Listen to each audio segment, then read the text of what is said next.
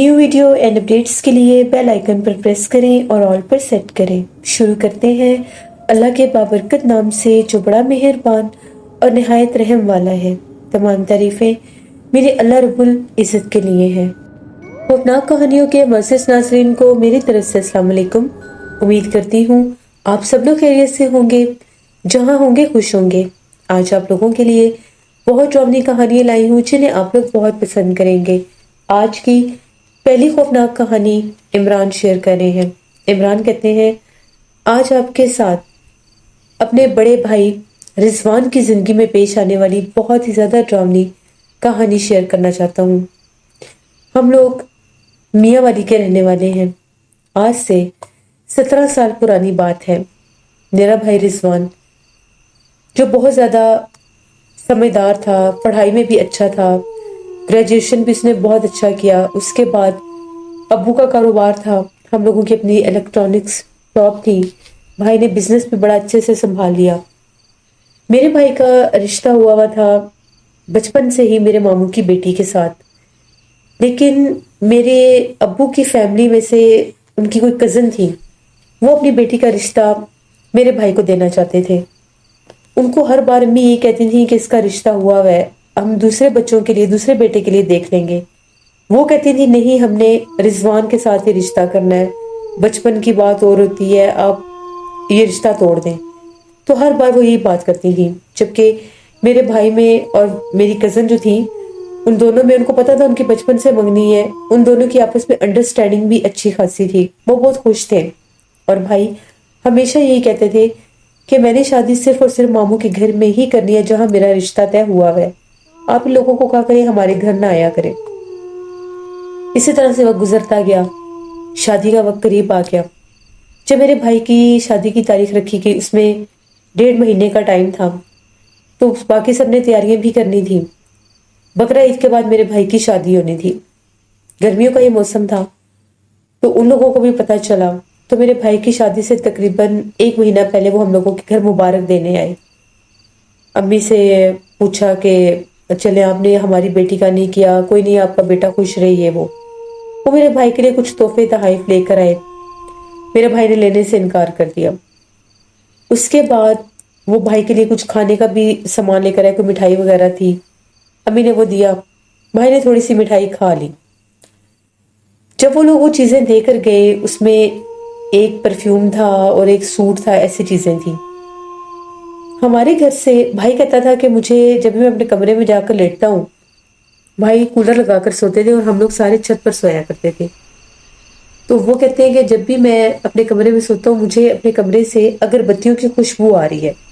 پہلے دن بھائی نے یہ بات کی، ہم لوگوں نے جا کے اسمیل کیا تو کمرے میں ہلکی ہلکی اگربتیوں کی خوشبو تھی۔ امی نے کہا کسی نے محلے میں لگائی ہوں گی، شاید وہاں سے خوشبو آ رہی ہو۔ بھائی نے کہا اگر محلے میں کسی نے لگائی ہیں تو پورے گھر میں آنی چاہیے، صرف میرے کمرے میں کیوں ہے؟ امی نے کہا کہ تم پریشان نہ ہو، اللہ خیر کرے گا۔ اگلے دن بھائی کے کمرے سے پھر بہت زیادہ اگربتیوں کی خوشبو آنے لگی، کچھ سمجھ میں نہیں آ رہا تھا خوشبو کہاں سے آ رہی ہے۔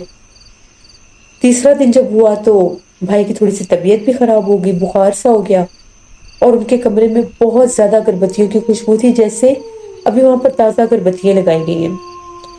امی نے بھی جا کر چیک کیا، پنکھا بھی چلایا، کولر بھی چلایا، لیکن خوشبو جانے کا نام لے ہی نہیں رہی تھی۔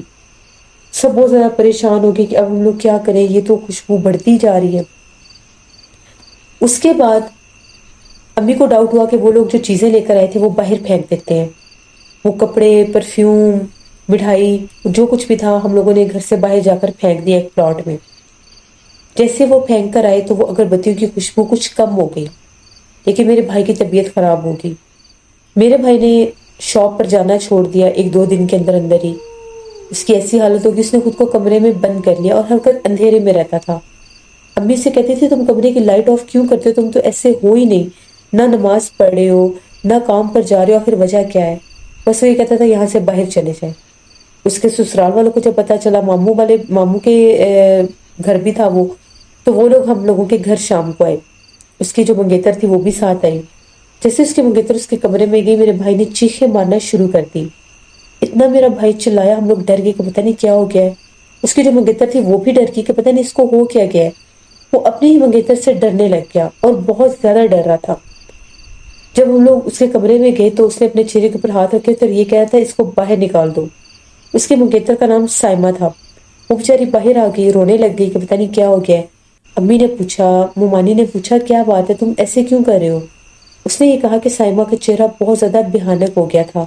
جب وہ کمرے میں آئی تھی اس کا پورا چہرہ بگڑ گیا تھا، اس کا بہت زیادہ سیاہ رنگ ہو گیا تھا، ناک غائب ہو گیا تھا اور چہرہ اتنا جلا ہوا تھا، اور جو سانپ کی طرح وہ زبان منہ سے باہر نکال رہی تھی۔ اس کو میرے سامنے مت آئے، مجھے ڈر لگ رہا ہے۔ وہ بیچاری رو رو کے ان کا برا حال، بھائی کی طبیعت اتنی خراب، بھائی کے اوپر جیسے دورے کی کنڈیشن آ گئی، اس کے ہاتھ کو مڑنے لگ گئے۔ ہم لوگ بڑے پریشان ہو گئے کہ کیا ہوگا۔ رات کا ٹائم تھا، اس وقت کسی عامل کا بھی نہیں پتا تھا۔ وہ لوگ بیچارے پریشان ہو کے واپس چلے گئے۔ اگلے دن میرے بھائی نے شادی سے انکار کر دیا۔ اس نے یہ کہا کہ چاہے کچھ بھی ہو جائے میں یہ شادی نہیں کروں گا، اگر آپ نے میری سائمہ سے شادی کی تو میں خودکشی کر لوں گا۔ ان لوگوں کو بھی ساری بات بتائی کہ یہ اس کی حالت ہے، اس کو کچھ سمجھ میں نہیں آ رہا کہ پتہ نہیں اس کے ساتھ ہو ہی کیا گیا، اس نے کمرے میں خود کو بند کیا ہے، نہ کچھ کھاتا ہے نہ پیتا ہے۔ میرے بھائی کی حالت ایسی ہوگی کہ وہ 5-6 دنوں میں بہت زیادہ کمزور ہو گیا، چہرے کا رنگ بالکل پیلا زرد، شیپ بڑی ہوئی۔ امی نے ہم سب نے اسے کہا کہ اپنا حلیہ ٹھیک کرو، اٹھو کوئی داڑھی وغیرہ سیٹ کرو، شیپ بناؤ، تمہیں کیا ہو گیا ہے، ہم تمہاری شادی زبردستی نہیں کریں گے۔ اس نے شیپ بنانے کے بجائے اس نے اپنے سارے سر کے بال کاٹ دیے، کچھ کینچی سے، کچھ ریزر سے، جگہ جگہ پر بالوں پر اس نے عجیب و غریب ٹک لگائے ہوئے۔ اس کو دیکھ کر ہم لوگ ڈر گئے، پتہ نہیں اس کو کیا ہو گیا تھا۔ وہ عجیب و غریب حرکتیں کرنے لگ گیا، اپنے کمرے میں جا کر خوفناک آوازیں نکالنے لگ گیا، ایسے لگتا تھا جیسے وہ کسی جانور کی آوازیں نکالتا ہے۔ امی نے ابو کو کہا کہ یہ باتیں اب اگنور کرنے والی نہیں ہے، یہ اپنے ساتھ کچھ نہ کر لے۔ اس نے اپنا یہ حلیہ کر لیا، ایسے لگ رہا تھا ہمارے بھائی کا ذہنی توازن بگڑ گیا۔ ہم لوگ، میرے ابو نے بڑی کوشش کی، بڑی بھاگ دوڑ کی۔ ہم لوگوں کے میاں والی سے آگے کالا باغ کا علاقہ ہے، وہاں سے ایک عامل صاحب کا پتہ چلا۔ ان عامل صاحب کو بڑی منت سماجت کر کے گھر لے کر آئے، کیونکہ اس کی کنڈیشن ایسی نہیں تھی کہ اس کو ساتھ لے کر جایا جاتا۔ وہ عامل صاحب جب ہم لوگوں کے گھر داخل ہوئے، انہوں نے اسی ٹائم کہہ دیا کہ اس گھر میں شدید کالے جادو کے تعویذات آئے ہوئے ہیں، اس گھر میں موجود ہے، اس گھر میں بہت سا کالا جادو کا وار کیا گیا۔ جیسے وہ عامل میرے بھائی کے کمرے میں گئے، میرے بھائی نے چلانا شروع کر دیا، ان کو گالیاں دینے لگ گیا، یہاں سے باہر جاؤ۔ میرے بھائی کی آواز کبھی باریک ہو جاتی، کبھی موٹی ہو جاتی، کبھی اس کی آواز عورتوں کی طرح نکلتی، کبھی مردوں کی طرح۔ وہ جو عامل تھے انہوں نے کہا کہ اس کے اوپر سخت کالا جادو کیا جا رہا ہے، اور کالا جادو ایسے کہ اس کا ذہنی توازن پلٹ جائے اور یہ اپنے ساتھ کچھ کر لے، یہ اپنے ہوش و حواس میں نہیں ہے۔ اس پر کالے جادو کے اثرات اس حد تک ہیں کہ وہ جنات اس کے اوپر حاوی ہیں۔ انہوں نے اس کا دل دماغ پکڑا ہوا ہے۔ سارے گھر والوں نے ان کو ساری بات بتائی کہ اس طرح سے وہ لوگ آئے ہوئے تھے، انہوں نے یہ سب کیا ہے، تو ہم لوگ سامان جا کر پھینک آئے ہیں پلاٹ میں۔ انہوں نے کہا وہ سامان ایسے نہیں پھینکنا تھا، وہ سامان کہاں پھینکا ہے؟ جب وہ سامان اٹھانے کے لیے وہاں پر گئے، ہم لوگوں نے جیسے وہ شاپر میں بند تھا ہم نے ویسے ہی پھینک دیا۔ شاپر کھول کر دیکھا، وہ جو ڈریس میرے بھائی کے لیے لائے تھے اس پر جگہ جگہ پر خون لگا ہوا تھا، اور جو پرفیوم تھا اس کی اتنی گندی بدبو ہو چکی تھی۔ جو مٹھائی پھینکی تھی وہ گل سڑ گئی تھی، اس میں کیڑے چل رہے تھے۔ انہوں نے کہا کہ اس کو جانی نقصان کے بھی یہ تعویذات ڈالیں گے کہ اپنے ساتھ کچھ کر لے اگر یہ انکار نہ کرے تو۔ اور عامل نے یہ کہا کہ ان کپڑوں کو اٹھا کر بہتے پانی میں بہانا ہوگا۔ انہوں نے وہ کپڑے ہم لوگوں سے وہاں سے اٹھوائے، ہم لوگوں نے اس کو جا کر نہر میں پھینکا۔ پھر ان عامل نے یہ کہا کہ ان کو کسی درگاہ کا پانی چاہیے، وہ دم کر کے دیں گے، اور اس کے بعد وہ تعویذات نکل آئیں گے جو ہمارے گھر میں ابھی بھی موجود ہیں، جس کی وجہ سے میرے بھائی کی یہ حالت ہوئی تھی۔ ہم لوگوں نے ان کو درگاہ کا پانی لا کر دیا۔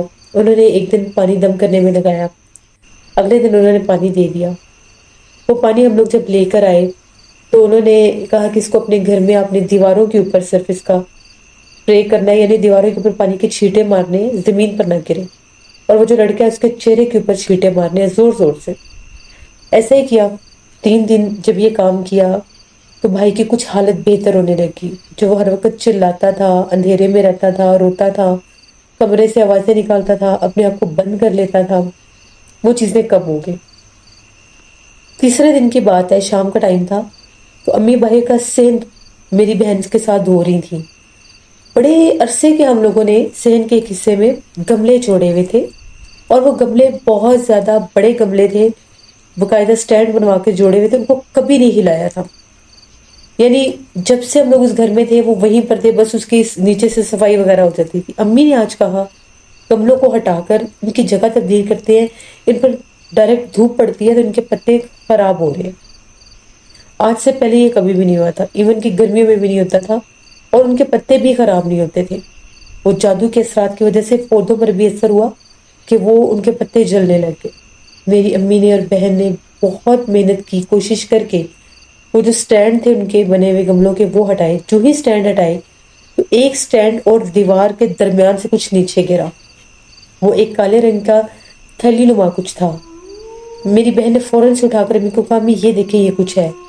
پھر جب کھول کر دیکھا اس میں بے حانک کچھ تعویذات تھے، ان پہ سوئیں لگی ہوئی تھیں، میرے بھائی کا نام لکھا ہوا تھا، میرے امی ابو کا نام لکھا ہوا تھا، میرے بھائی کا کام، اس کے منگیتر کا نام، باقاعدہ ان کے اوپر کراس خون لگا کر اتنی سوئیں، اور اس کے اوپر سر کے بال لپیٹے ہوئے تھے. ہم لوگوں نے عامر صاحب سے رابطہ کیا، انہیں ساری بات بتائی. انہوں نے کہا یہ میرے پاس لے کر آؤ.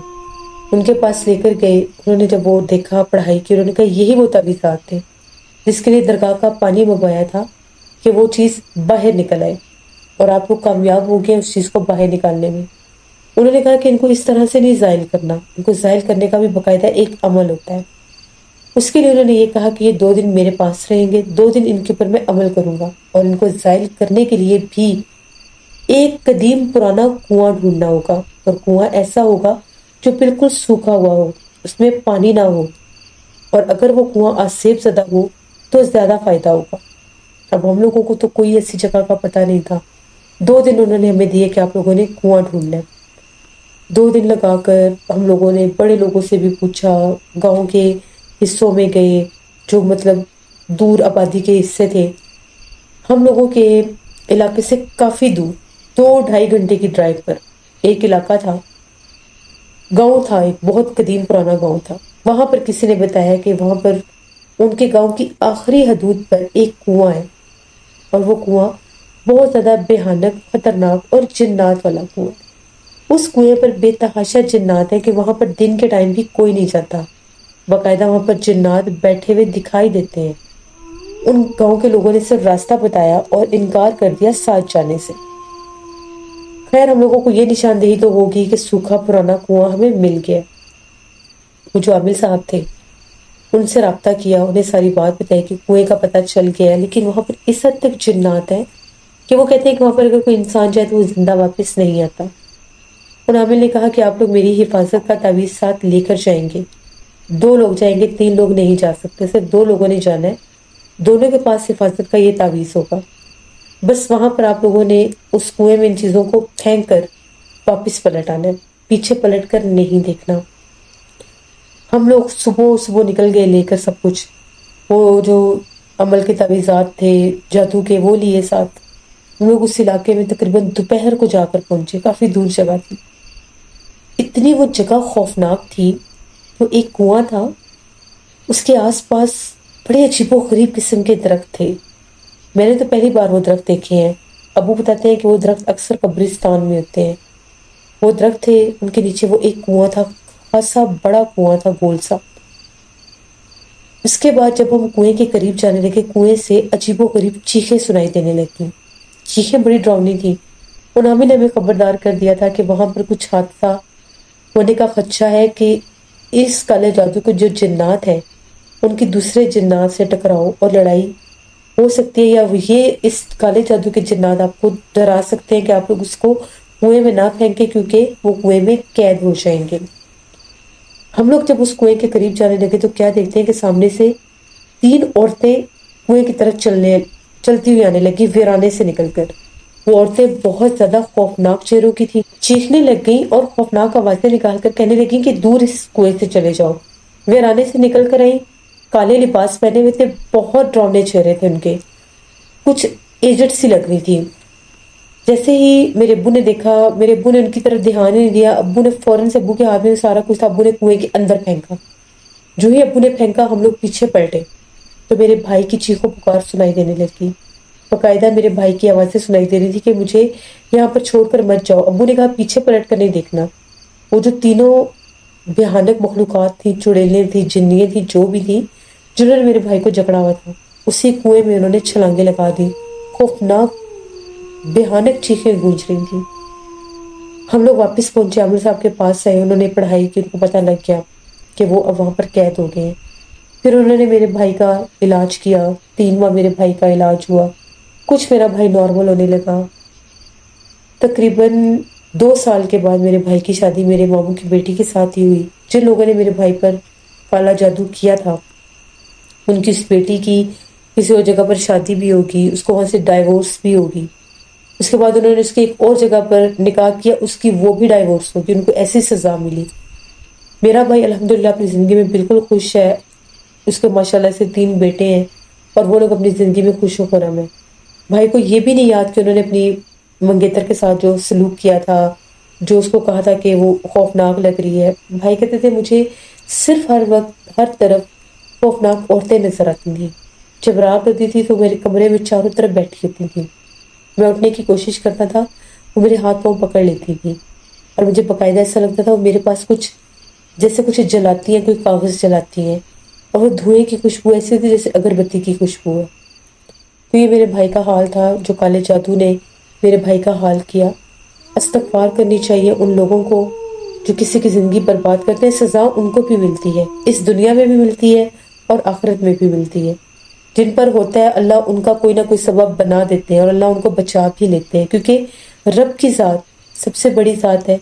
کوئی انسان تب تک کسی کو نقصان نہیں دے سکتا جب تک اللہ نہ چاہے، اور کوئی انسان کسی کو تب تک شفا اور منافع نہیں دے سکتا جب تک اللہ نہ چاہے۔ جو مانگے صرف پاک پروردگار سے مانگے۔ تو یہ میری ایک سٹوری تھی میرے بھائی کی جو میں نے آپ کے ساتھ شیئر کی۔ بہت شکریہ عمران آپ کا۔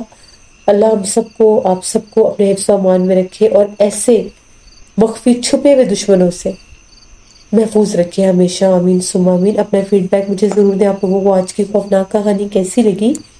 جو لوگ بھی میرے چینل کو وزٹ کرتے ہیں کائنڈلی میرے چینل کو سبسکرائب کیا کریں۔ یہاں پر لوگ اپنی زندگیوں کی آپ بیتیاں، خوفناک جنات سے ریلیٹڈ اپنے قصے کہانیاں شیئر کرتے ہیں، جن کو میں آپ لوگوں تک لے کر آتی ہوں۔ آپ لوگ بھی اپنی خوفناک کہانیاں شیئر کر سکتے ہیں ڈسکرپشن باکس میں دیے گئے ای میل آئی ڈی nushinbig57@gmail.com پر۔ اس کے علاوہ آپ لوگ مجھے کمنٹ باکس میں بھی سٹوری شیئر کر سکتے ہیں۔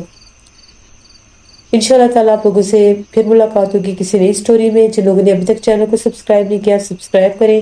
ویڈیو اچھی لگتی ہے تو لائک کیا کریں، کمنٹ کیا کریں، اور اپنے فرینڈز کے ساتھ شیئر کیا کریں۔ جہاں رہیں خوش رہیں۔ Thank you for listening my stories. Stay blessed. اللہ نے کے